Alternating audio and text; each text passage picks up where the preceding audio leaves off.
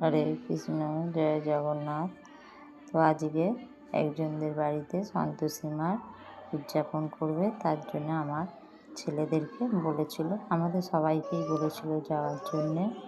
কাজে যেহেতু বড়ো ছেলেটার ছুটি ছিল, বড়ো ছেলেও গেছিল। তো সন্তোষী মার উদযাপন করতে গেলে 8খানা বাচ্চাদের খাওয়াতে হয় ঠাকুরের প্রসাদ।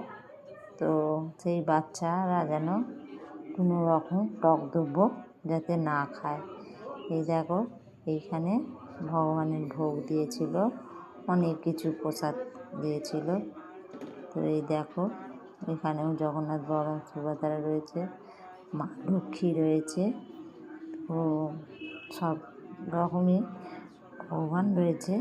তো এই দেখো, সন্তোষী মা রয়েছে এখানে, আর রয়েছে এই দেখো গোপুচন্দ্র, কত সুন্দর দেখতে গোপালকে। আর রাধাকৃষ্ণ ছিল, আর নিতাই গৌরাঙ্গও ছিল।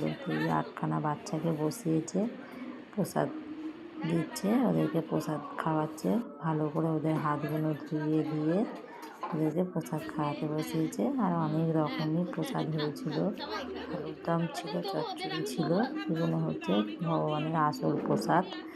তো আমরা খেলাম। হরে কৃষ্ণ, জয় জগন্নাথ।